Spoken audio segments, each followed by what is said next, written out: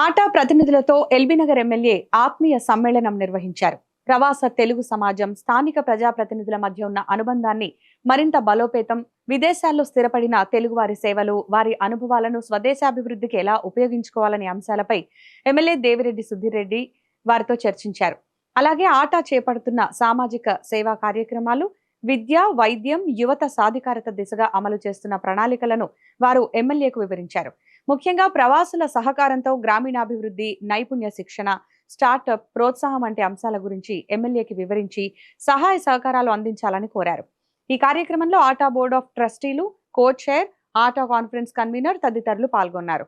అమెరికాలో కష్టం వస్తే ఆదుకునేది ఒక ఆటా సంస్థనేనని ఎమ్మెల్యే దేవిరెడ్డి సుధీర్ రెడ్డి అన్నారు.